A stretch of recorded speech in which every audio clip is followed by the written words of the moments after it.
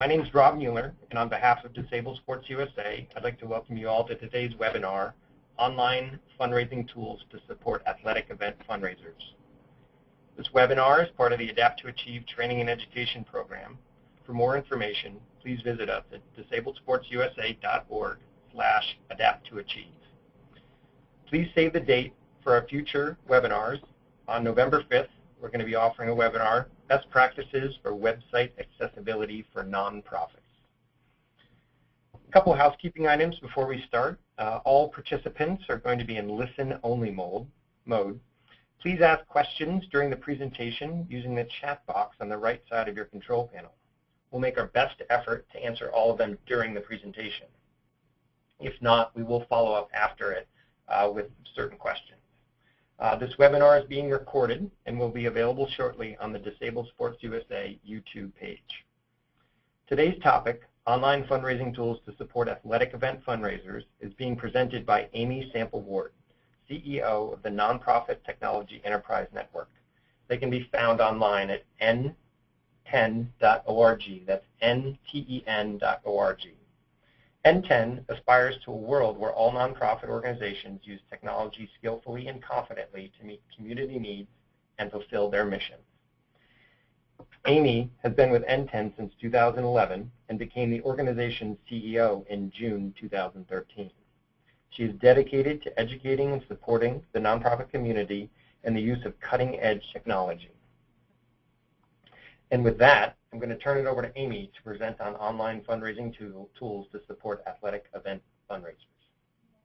Great. Thanks, Rob, and thanks everybody for being on the webinar today. It's a little bit of a misnomer, and I get that I made that slide so I could have made it not a misnomer. So I'll take the fault there. The irony is not lost on me, but really we're going to talk less about all the tools and the way that they work in technical detail today, and more about how to make sure any tool that you decide to use, especially if you have to financially invest in using a tool for your event fundraiser, that it's going to be successful, that you have a good strategy to support anyone that's participating with you, and really focus on that whole the whole process of using one of those tools instead of just how each one of them works. We can talk a little bit about that, of course, but just want to make sure that everybody's prepared to not necessarily go through a demo of 50 different tools today, because, of course, all of those technology providers would be happy to give you a demo themselves anytime.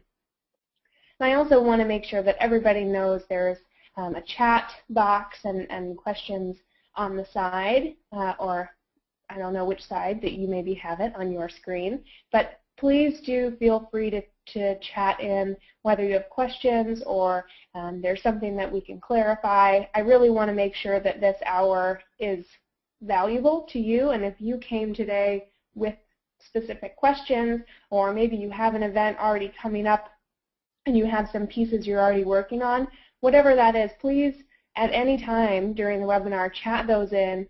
Rob will go ahead and stop me, and we can make sure that we address all of those questions or conversation pieces. Like I said, I want this to be a valuable hour for you, and the slides that I provide are really just in case there aren't any questions, to make sure we're still covering a good amount of content. So if we don't cover everything, well, we can always send the slides out to everybody. But if you have questions, feel free to chat those in anytime.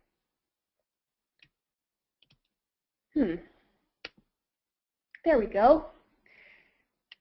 So another note here, as I was saying in my long preamble, that ultimately if we were to have spent the webinar today just talking about tools, that we'd all be like this person on the left here, completely overwhelmed, feeling like there are just so many tools out there and that, we should all be using every single one of them every day for every event that we have, for every fundraising campaign that we have. And ultimately, that's not going to serve us at all, to just feel like we have to be using all those tools or to actually try to use all those tools. So ultimately, hoping today that we can talk a little bit more about creating a strategy so that we know how to choose which tools out of that whole sea of the internet, and how to make sure any tool we choose really is put to good use.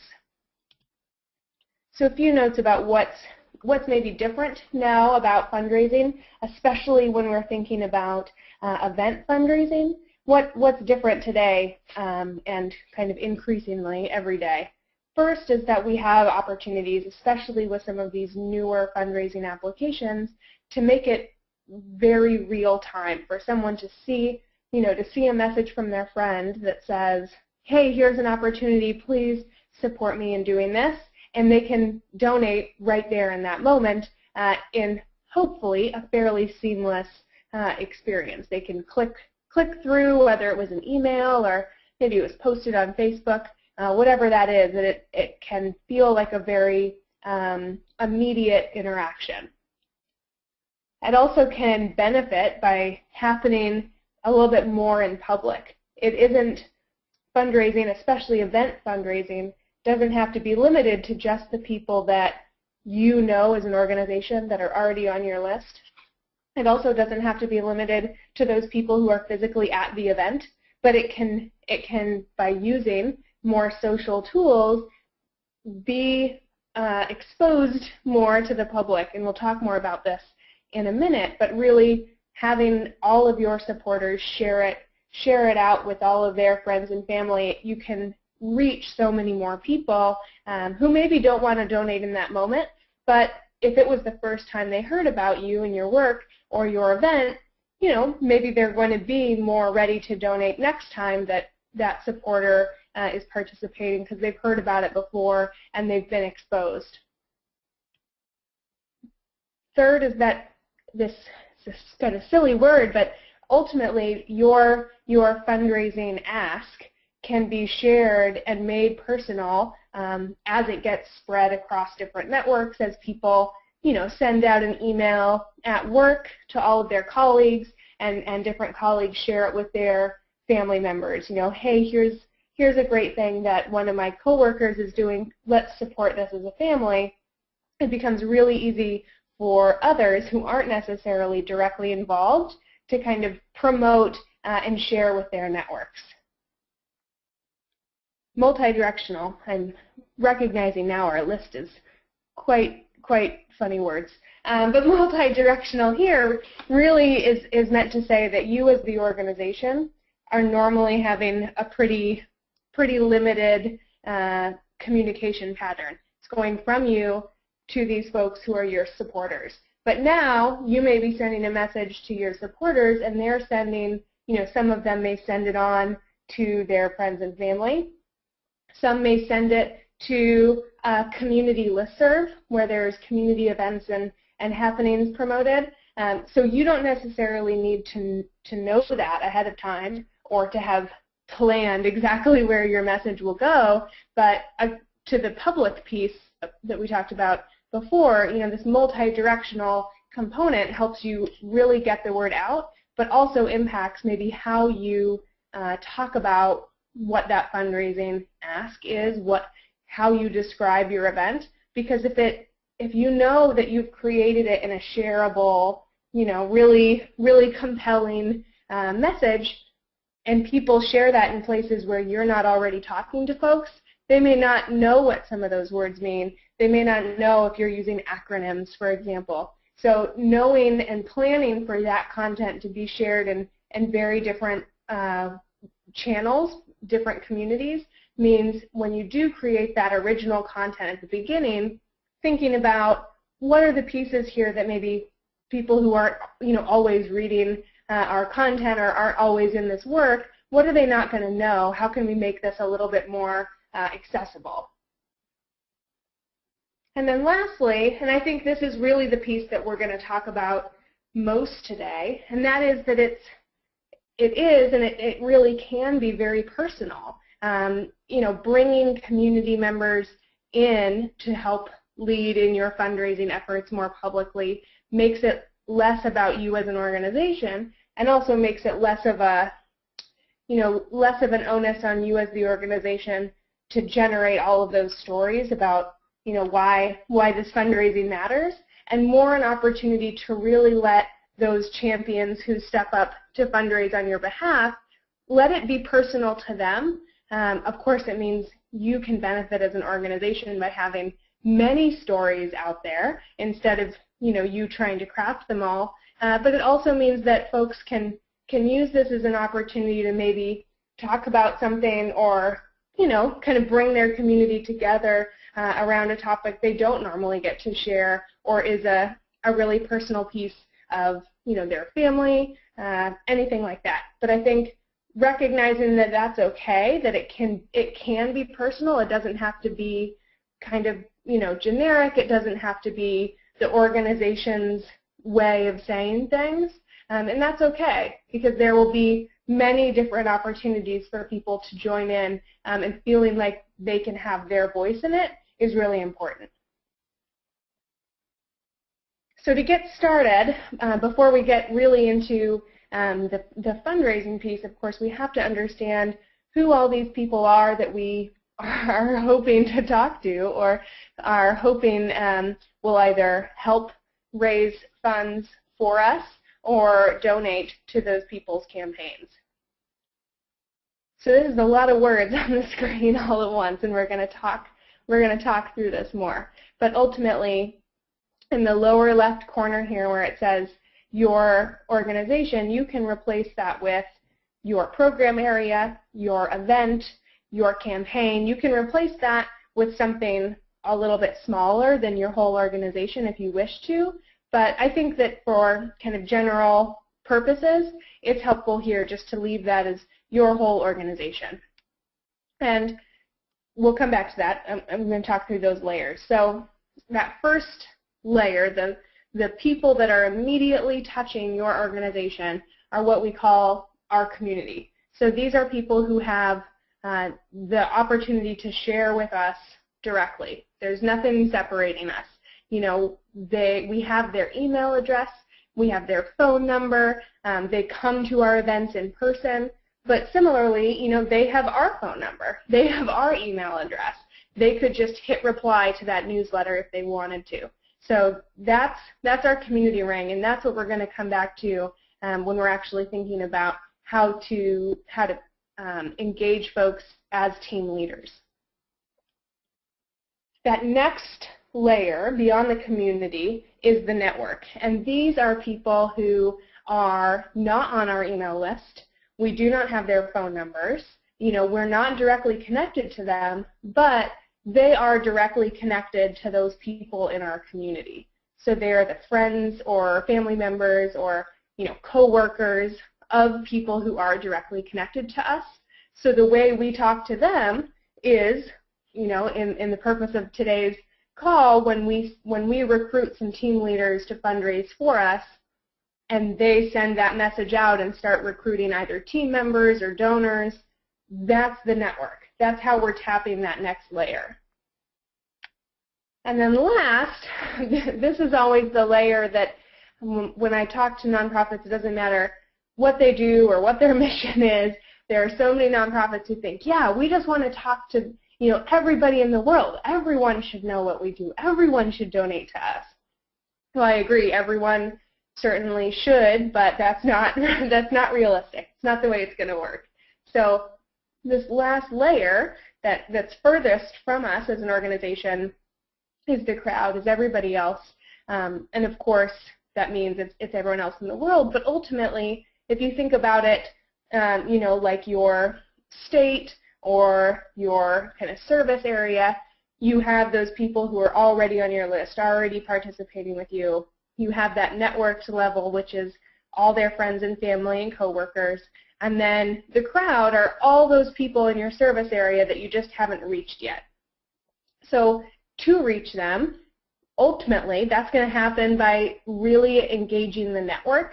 So sharing content and sharing messages, especially messages that are really compelling calls to action or informative pieces that don't require you already know about the organization. Sharing those with your community, having them share them with the network, so much so that people who you hadn't necessarily reached before are now being exposed to some of your content, some of your information, again, especially if it's a call to action and is relevant more broadly than just those who are actively participating with you.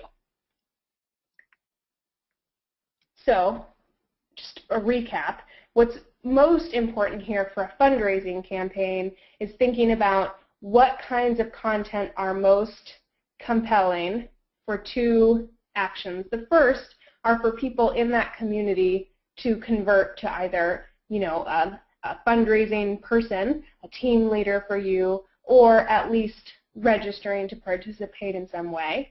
And then the second is what's going to compel, what's the content that you can give to those team leaders, those fundraising folks, that will compel all their friends and family to join them, whether it's pledges or donations or signing up to participate, so that you can be ready and plan for that content and encourage them either to create it, if it's a story, something like that, or give it to them so that they can adapt it. And just really quickly, we're not going to spend too much time on this, but it's always a little bit difficult if we kind of go through those slides about who your community is and don't talk about a little bit more tactical planning for that. So this is a process that I use at the beginning of anything I do with any organization. We do it inside end-to-end all of the time, and it's pretty simple, and hopefully it creates a little bit of a map, so to speak, a spreadsheet essentially, that you can return to regularly and either add to or edit as your community changes. And there's just going to be a few columns in a spreadsheet that you fill in. First is identifying who those groups within your community are, especially as you're planning for a fundraising campaign. This is really critical because this is where you could identify, the group of people who are previous donors, the group of people who are previous team leaders, people who have attended the event but have never donated, all of those specific groups within the community. And after you've identified all of them, then you can map to them what those goals are. And this is kind of a two-part piece, but I think this is really helpful in crafting messaging and promoting your campaign, fundraising or otherwise. Because if you can identify, that group of folks who've donated but have never been a team leader, asking their friends to donate, what is their goal in participating with you, and what ultimately do you want them to do? What's your goal for them? It can help whoever on your team are putting together those messages, because maybe what you want is just for them to donate again, and you should call that out in your messaging. But maybe you've identified you really want to try and get those donors to become team leaders. Well, it's a very different ask, right? And identifying that ahead of time so you can craft a really great and compelling message to them is important.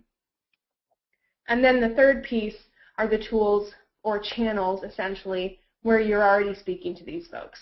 So you're going to have different channels for different subgroups in your community. Of course, you're going to have some that are the same. You probably use email or the phone to speak to many of them, but there may be some nuance that you uncover here where you see there are maybe a couple of those subgroups who use Facebook, for example, and some others that don't. So that could help you say, all right, during our fundraising campaign, if we know that it's just these groups who are on Facebook, maybe we should just use this content there because it's what will be of interest to them. So this is what it looks like. You can see it's extremely sophisticated. It is just a spreadsheet, and there's a template there on the bottom so that if you want to download that and use it or edit it and make it much better and sophisticated for your own organization's use, definitely do that. The one note about that link on the bottom, if you want to get the template, is that it is case sensitive, so you'll need to put in the DIY in capital. All right, so let's go to the next section. So now, thinking about what kind of fundraising approach make sense. Yes, an event is a common thing, but how you run that event, how you run a fundraising campaign, how closely they are intertwined. There are many examples of events that happen that have a fundraising component, but the event itself is not a fundraising event. And then there are events that are purely fundraising events. There are all different levels of that connection. And so finding the right approach and the right tool to match is important. So when we're thinking about, how we're going to have the event and what kind of tools we need to support it, you can see that I'm a master of extremely complex and dynamic visuals. But this is what we always go back to at NTEN, knowing that we have a goal for whatever we're doing, and what is most connected to that goal are the people that are going to be involved. So there's no way we're ever going to let a tool that we decide to use either for our fundraising campaign or for a conference or anything else change what our goal is for that campaign or for that event, because that's not going to make sense. We don't need the kind of hammer we use to change the design of our house. So keeping those separate, and knowing ultimately if the people change, that's the only thing that's going to have an impact on our goal. How, finding making a really important hand gesture that no one can see because it's a webinar, but what can connect the goal and the people, and figuring that out first, so that when you move on to looking at different tools that are available, you're keeping both of those pieces in mind. Will it help us reach these goals for our campaign, and are these people going to be able to use this tool? Will it serve how these people are trying to interact? Say you want to have you want to have team leaders who are able to recruit a team. Well, does the tool facilitate that kind of tiered participation? And then lastly, on the bottom side of that chart is the content. So if you know that your people really want to be able to share, their personal stories about why they are fundraising for this event or for your organization, well, does the tool allow you to share, a video? Or if it doesn't, maybe that's part of, your deciding elements. Maybe you say, okay, this isn't the tool for us. We know people want to be able to do this. So the first kind of type of fundraising that may make sense depending on how you're structuring your fundraising campaign and your events is crowdfunding, which I imagine lots of folks on the webinar today have heard that word used. So crowdfunding is the way that it's kind of a unique type of fundraising, and is that an organization would put up a fundraising page in call to action, and that the kind of fundraising promotion is the organization out to the community. So there are no there are no team leaders or captains, anything like that, involved in a crowdfunding campaign. That's really the organization is saying, here's a great thing we're trying to do. Here's a bunch of content from us. Please share this, but also please donate. So it's very organization driven. And if that does make sense for how you're trying to run your fundraising campaign, a few tips for making that successful. First is that if it's just one fundraising page and it's the organization's voice, it better not be boring. So make sure that you have a really clear message of why you're asking for support, and you include videos and photos and all of those things. There are various crowdfunding platforms who've done analysis of the pages that have done well or have met the goal that they set out to reach, and most of the research I've seen consistently points to if you have a video, you will do better. So knowing that you can engage people probably in a better way than just, writing a few paragraphs of content, getting that other rich kind of content in there will really help. And then, of course, I'm sure folks on the webinar today have seen this when you've gone to one of these kind of crowdfunding pages where you can see, if you donate this amount, we'll give you this. And if you donate this larger amount, you'll get that plus this other thing. It's a similar model to what what you've experienced if you've ever listened to your local public broadcasting channel, during their funding drive, and they say, if you call in right now, you can get a sweatshirt, and if you call in now, you can get a tote bag. It's the same thing. So adding something so people feel there's a bit of an incentive to donate. So the next kind of type here, and one that may be in use or be something that folks have already tried on the webinar today, and if you have and you have tips or you want to share the URL from your campaign and brag about it, feel free to chat that in. So a community champion campaign really means that, again, the organization is fundraising, but they're community champions, so it could be anyone in the community, create their own fundraising page to bring in funds, and they are all going to the organization. The difference here being there's no event, there's no kind of, at least normally for all intents and purposes of this webinar, there's no offline component. It's really an online campaign where instead of the organization in a crowdfunding way sending out a lot of content and asking people to go to that one page and donate, the organization has a page, but it's just kind of as an umbrella, and anyone can create their page underneath that's raising funds. So you can see here it's the Cupcake Girls of Portland, but ultimately their page, this Cupcake Girls Portland, who are doing their singularly as a group doing a run, but it's all for this organization, Operation Hope, who's not, a part of that. And you can see there are 33 different champions who are doing all kinds of different things for the overall campaign. So a few tips if this is the model that makes sense for you or for your organization. First of all, if you don't have some well-connected folks participating, they're going to create some fundraising pages, and they're not going to have anyone to send them to or anyone to donate to them.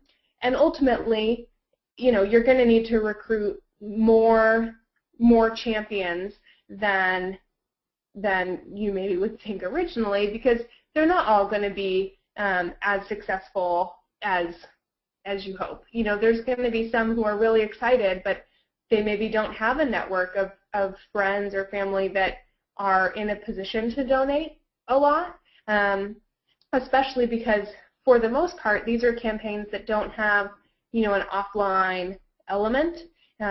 Even if some of those champions themselves try and do something offline, because it's an online campaign, it may just be that they're tapping a personal community that doesn't have, the ability or the interest to donate a lot. So you'll need to have some well-connected champions, but also more of them, a good number of them. The clear messaging is important, especially because, as we were talking about with that community network crowd level of connectedness to the organization, many of the people receiving messages related to this campaign are not necessarily known to you as an organization. They're people that local Portland group was messaging. So giving them really clear, consistent content that they can repurpose will help ensure that if there's, brand new supporters that Portland group is able to attract, that they're getting, verifiable information about the organization, so that if they want to participate beyond this one call to action or beyond this Portland group, and they click through to the organization, they are still seeing and reading information that's consistent, and they don't think, oh, this isn't what I signed up for, I don't want to be a part of this. So, of course, those champions shouldn't have to write all of that themselves. Giving them some clear, ready-to-use content is important. And then lastly, of course, we can talk about this more, but having really clear goals and metrics, because if you just say, all that we need is for champions to create pages, well, you do need that. That's step one, but you do want those champions raising, a certain amount of money. So telling folks when you're trying to recruit, champions, we are looking for champions who can raise $1,000, so that people self-select if they're really willing and ready to do that. Any questions so far? I'm just going to pause for a second. Amy, there's just been a couple questions which I've just answered. They were pretty straightforward. So if we want to just continue, that's great. Okay, cool. And thanks to folks who did ask questions. So then our last type, and the type that I kind of anticipated most folks having the most interest in, so we'll talk about this in more detail, is a team leader campaign. And this is probably something that folks on the line have even participated in or led before. So this is where, unlike the previous types, there is a very real offline component. And what's great about that is that it creates a timeliness. There is an urgency because there's a deadline. That event is happening on a specific day that is known from the beginning of the campaign. And with fundraising campaigns, those deadlines are really what drive the most action. People know, oh my gosh, time is running out, I need to do this now, or oh my gosh, my friend is going to go do this run, I'm going to, give this pledge now. So it really does help that there's a hard deadline involved. And of course, it being offline means that people can kind of come together, see it happening, and you have two options for that fundraising to happen. You have all of the online ahead of the event fundraising, and then you have the live on-site piece where people who maybe thought, oh, I'll just come, I don't want to donate, but I'll show up and, watch my friend do this run, they actually feel like they're a part of something and, have witnessed a really great event and are maybe compelled to donate now because, they got to be a part of it. There we go. So a few tips for success in this kind of campaign plan. First is making sure that you do, you do have an understanding of what that community map looks like, because there are going to be various levels of participation needed here. Of course, you're going to need that team leader, but if you don't have, because it is an offline event, and you're asking every person who's kind of had a certain level of interaction with the organization to be a team leader, you might not have anybody left that can be a volunteer for your event. You might not, need every single person who's ever donated to be told, hey, really what we need is for you to be a team leader, because they may think, well, I'm not in a position to be a team leader, so I guess I just won't engage at all in this next event. When really, having them just donate to someone else's campaign would have been, certainly valuable too. So a good understanding of that and a messaging calendar so that once you've recruited folks, you know what you're going to want to say over time instead of just, talking to the team leaders. You're still going to need to do a lot of work to promote the event and all of those team leaders pages so that they, they're getting support from the organization. And of course, as we talked about before, maybe videos or photos so that they can be sharing some of their own personal stories. I'll pause here for a second because I know this is ultimately the slide that the entire webinar was built around, and that is some of the leading platforms that really facilitate this kind of fundraising. And of course, there's going to be, I mean, there's just so many more than this, but these are, I would say, the most common and are tools that there's going to be a lot of information and examples out there for, which I think is really helpful when trying to figure out if it's the right tool for you. You know, seeing examples from organizations who've ran a campaign or an event off of their platform, so you can see, oh no, that's not really the way we want to do it, or yes, that looks pretty similar. So I'll pause for a second, see if anybody has questions about any of these specifically. I would say also, just as a note, that when it comes to kind of large scale, you know, events with team captains, you know, recruiting funders and participants and all of that, some of the most commonly used are First Giving, Friends Asking Friends, the Active Network, and Stay Classy. So those are probably, and you know, they all have very different costs associated with them and different processing, and you know, very different integration options with some of your other services. So you don't necessarily want to, you know, set up a platform where you're recruiting all kinds of great volunteers, getting all of your donations, and not have access to that data later, or be able to integrate that data in your core database, so that, you know, 2 months later, you'll certainly want to know if someone donated to this specific event before you ask them to donate to another one. So recognizing that they all have different options and limitations for all of those pieces. Any questions about the tools specifically?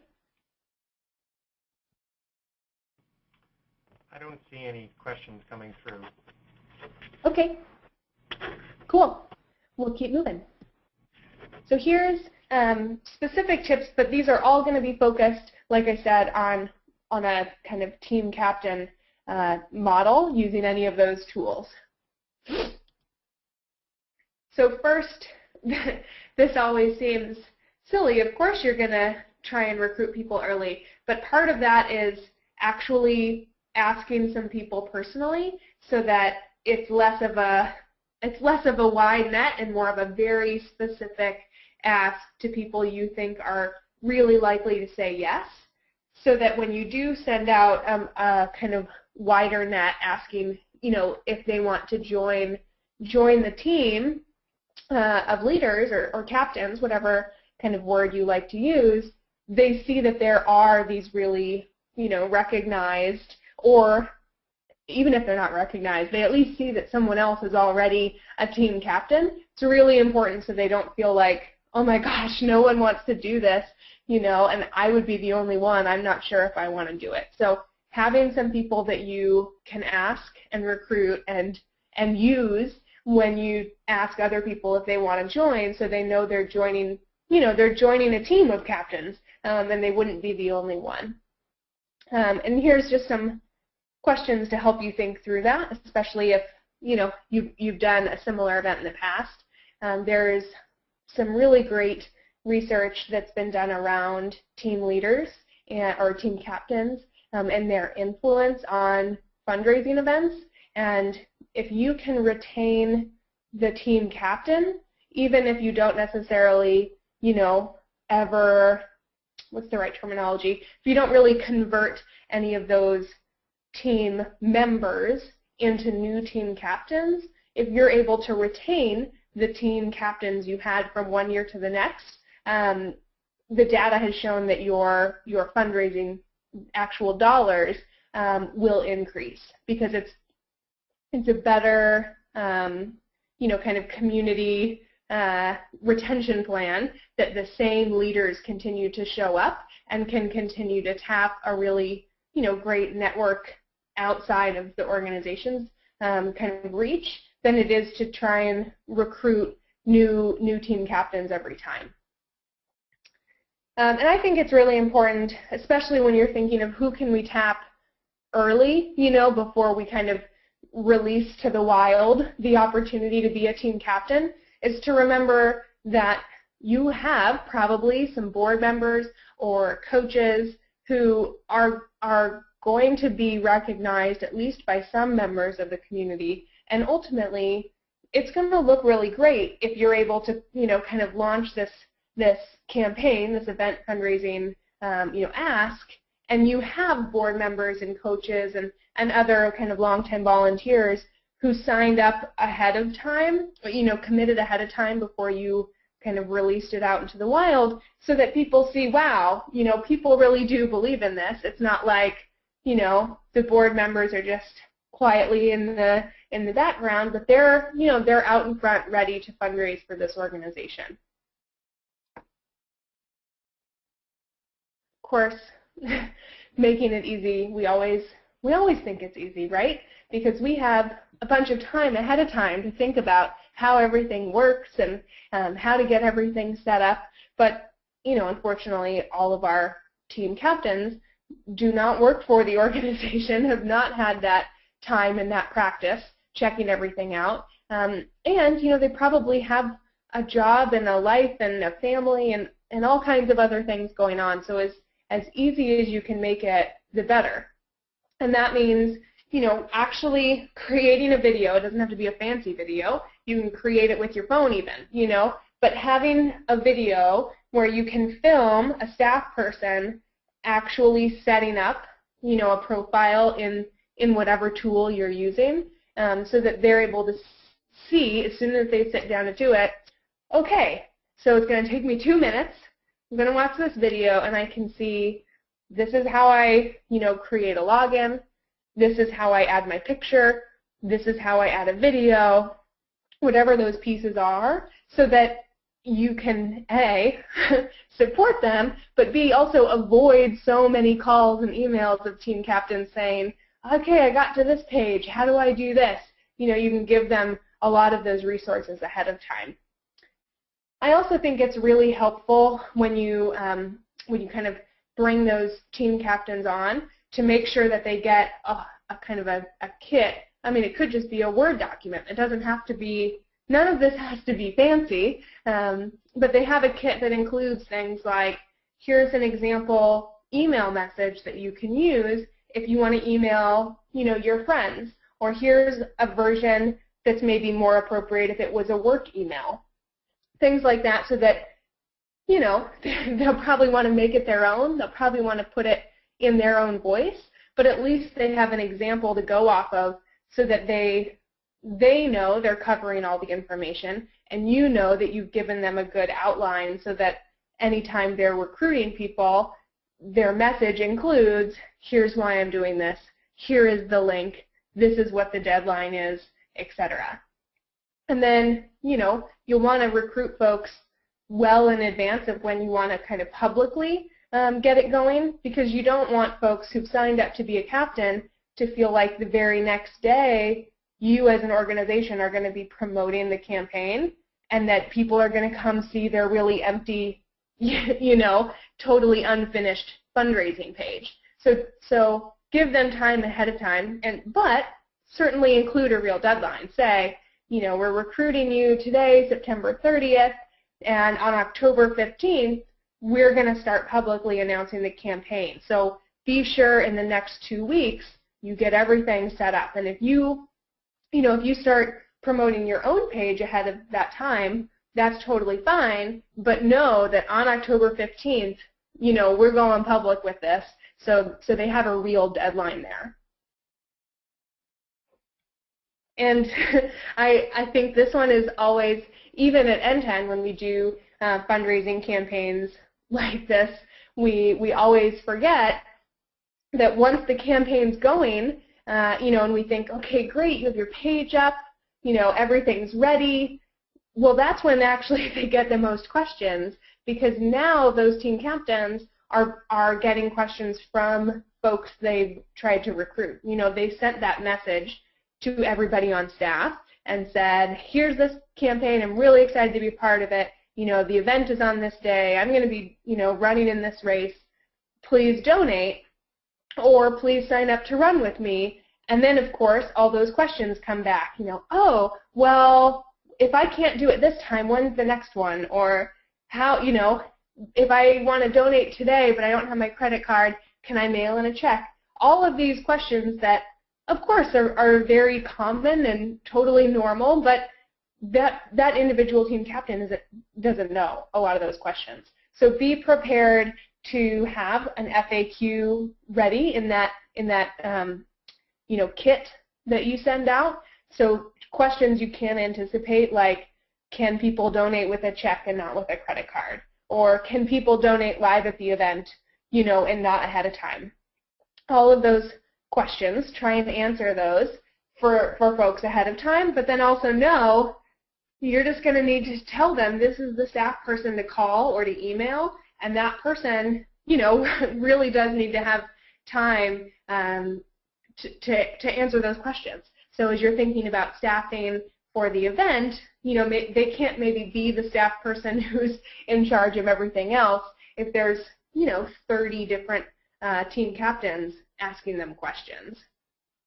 I do think that a proactive message every week, so a message you are sending out to all of them, and different platforms work differently. So you may have the option or the functionality inside of the tool that you decide to go with to kind of push updates out to all of the team captains.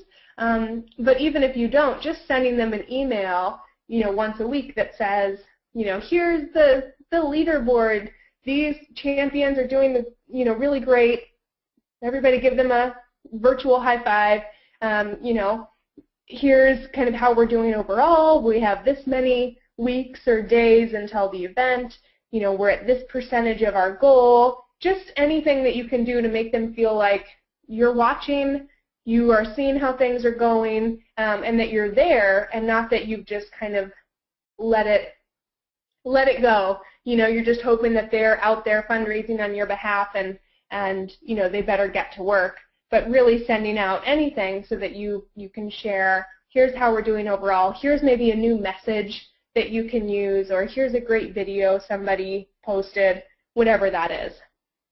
And then another important lesson that we've learned the hard way at N10 as well is knowing that especially if you're doing really well and it looks like it's a really fun event and the team captains are kind of showing how excited they are, well, you're also going to get people who halfway through the campaign say, I want to be a team captain. This looks pretty great.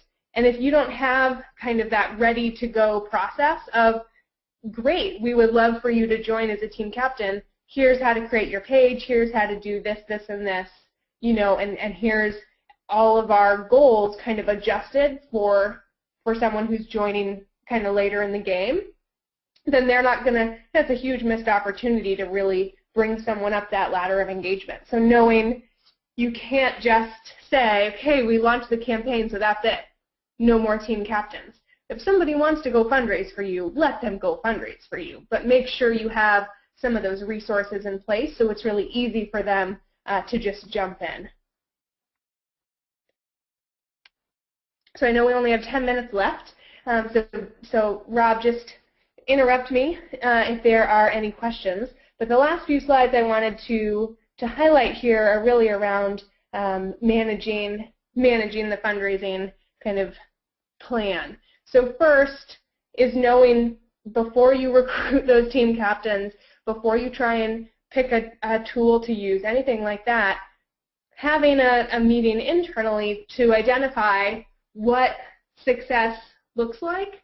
And of course, we always think, well, success looks like, we raise however much money. But ultimately, it may also mean we really want to increase the number of new donors who participate this year, because, if we're not bringing in new supporters, what are we doing? We don't have the people that you have as supporters and donors are only ever going to be able to give so much. So really putting a goal around new donors can help you identify that maybe what that means is, more team captains than you've had in the past, so that they have, you're reaching a broader network. New contacts that you get through this. So of course, those different platforms are going to have different, different ways that they manage your contact information. But again, if you know really what you expect around this, it can help you when you're deciding between which tool to use. If you know, when someone donates through the platform, we want there to be a sign up that they continue to hear from us, and if this tool doesn't do that, well, we're going to find a different one. And then, I know many organizations like to evaluate the average gift size, because as we saw in one of those earlier example slides, you may, in whichever tool you choose, be able to say, the default is 10, 25, 50, and we want to change that because this is our 18th anniversary, so we want to change it to 18, 36, whatever other increments of 18 are. Maybe you really want to call that out and make it a little bit more special and unique, because you have a number that has some meaning for your campaign as those gift sizes. Of course, figuring out before you start asking people to be involved who actually needs to be involved and what their role is. So if you know that you want to have board members serving as those, team leaders and having a public fundraising page, then that's a very different ask to send to the board than, hey, we have our event coming up. If any of you want to volunteer there, let us know. You don't want to tell them that and then come back 2 weeks later and say, actually, we'd like you all to have fundraising pages. You can try that, but I think it's best to know ahead of time what the role is going to be for each of these groups, so that you can make the ask and the process for fulfilling that ask really simple. Of course, content is really important, and as we talked about going through those different kinds of fundraising campaigns or events, it may mean that you need to create and compile far more stories of your impact or what the event is going to be, versus, if you're having to share all that information. If you know that the folks who are signing up as captains are expected to create a story or a video for their page, well, that's going to mean probably you want to give more time before you release it publicly, so that, if you have to help folks create a video or give them a little bit of a tutorial on how to do that, that they have time to fulfill it, because that that's a really important piece of content. And then only fourth, only after you've really thought through what goals do you want to be able to track through this, what kind of content you need to be able to manage, then you can really think about the platforms that make sense. And of course, you're going to want to evaluate, depending on what your plan is for each of these pieces, how does the platform handle donations? Are we able to see those donations, track them, add them to our database, make sure people get their, donation, tax receipt, etc. How does the platform handle messages? Like I mentioned before, are we able to send a message, through the platform to all of the team captains, or will we need to send emails? What does that look like? Will we get updates or reports? Will the platform send us, here's the daily donation report, or will we have to go in to look for those kind of updates? And then lastly, how does it support sharing? This is going to be, of course, what those team captains rely on, is that, it's really easy to share the page on Facebook, for example. So does the platform do that? What does it look like, so that you can include instructions in that kit you give to people? And then last, yes, you've said these are our goals, but how are you going to measure some of those goals in real time as the campaign is live, so that you can tell the team captains, hey, we're really far behind, or hey, we're doing really great. Or you're able to say, great, we need team captains working on this ask, and maybe staff, our kind of organizational messaging should be more around this other goal. So what is the piece of those goals you identified earlier that you can track in real time and try and report on? So I think I finished with 2 minutes according to my clock. Sorry if that's certainly not enough time, but I'm always happy to answer questions on email or give me a call, whatever it is. Like I said at the beginning, I hope that this was helpful as you're thinking about your fundraising events, and if I can ever be of service, I'm happy to be.